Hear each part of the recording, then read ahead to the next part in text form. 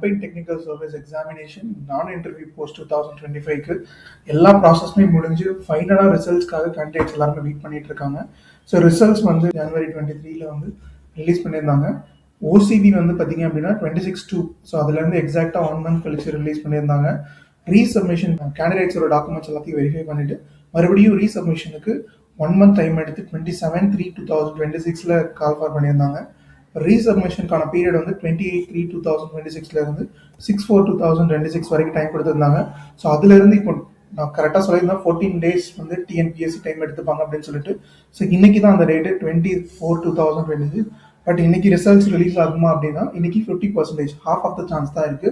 So results எப்போ expect பண்ணலாம் அப்படின்னா இந்த வீக்கோட எண்டில் வந்து டிஎன்பிஎஸ்சி கம்பைன் டெக்னிக்கல் சர்வீஸ் நான் இன்டர்வியூஸ் அசிஸ்டன்ட் இன்ஜினியர் இந்த மாதிரி போஸ்ட் எக்ஸாம் எழுதி இருக்கக்கூடிய எல்லா ஸ்டூடெண்ட்ஸ்க்கும் ரிசல்ட்ஸ் இந்த வீக்கோட எண்டில் எக்ஸ்பெக்ட் பண்ணலாம். 24/4/2026 எக்ஸ்பெக்ட் பண்ணலாம் டிஎன்பிஎஸ்சி. கவுன்சிலிங் வந்து டெஃபினட்டாக ஏப்ரலில் இருக்காது. ஸோ மேலே தான் வந்து கவுன்சிலிங் வந்து கால்ஃபார் பண்ணுவாங்க. மே வந்து எலெக்ஷன் ரிசல்ட்ஸ் வந்ததுக்கப்புறமா கவுன்சிலிங் வந்து நடக்கும். ஸோ மொத்த கேண்டிடேட்ஸ் வந்து 2511 கேண்டிடேட்ஸ் என்ன பண்ணியிருந்தாங்க அப்படின்னா டிஎன்பிஎஸ்சி ஓசிபிக்கு கால்ஃபார் பண்ணியிருந்தாங்க 2511 கேண்டிடேட்ஸ். ஸோ அதில் ரீசப்மிஷன் மட்டும் பார்த்தீங்க அப்படின்னா 731.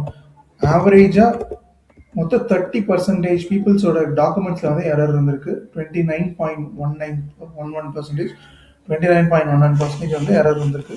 ஸோ மொத்தம் இதில் வந்து இப்போ ரீசப்மிஷன் டைம் கொடுத்துருக்காங்க. இதில் எவ்வளோ கேண்டிடேட்ஸ் டாக்குமெண்ட்ஸ் அட்டாச் பண்ணியிருக்காங்க, யாரெல்லாம் ரிஜெக்ட் பண்ணியிருக்காங்க, யாரெல்லாம் ரிசர்வேஷனில் இல்லாமல் இருக்க போகிறாங்க அப்படிங்கிறதுக்கு வெயிட் பண்ணி தான் நம்ம பார்க்கணும் என்ன நடக்க போகுது அப்படின்னு சொல்லிட்டு. ஸோ நீங்கள் இந்த வீக்லேயே எக்ஸ்பெக்ட் பண்ணுறதுனால நெக்ஸ்ட் மந்த் இன்னும் ஷார்ட்டர் பீரியட் தான் இருக்கும். ஸோ நீங்களோட ஒரிஜினல்ஸ் எல்லாத்தையுமே ப்ராப்பராக ரெடி பண்ணி வச்சுருங்க கவுன்சிலிங்க்கு. ஸோ கவுன்சிலிங்க்கான டாக்குமெண்ட்ஸ் உங்கள்கிட்ட நீங்கள் என்னெல்லாம் சப்மிட் பண்ணியிருந்தீங்களோ உங்களோட அப்ளிகேஷன் டைமில் உங்களோட degree certificate, 10th and 12th mark sheet, இதை தவிர சர்டிஃபிகேட் ரொம்ப முக்கியமானது அப்படின்னா கம்யூனிட்டி சர்டிஃபிகேட் தான். ஸோ கம்யூனிட்டி சர்டிஃபிகேட் பேஸ் பண்ணி தான் ரிசர்வேஷன் நடக்கும். ஸோ இதையும் ரெடியாக வச்சுக்கோங்க. So final results will be released on within this week. இதுதான் இன்னைக்கான அப்டேட்.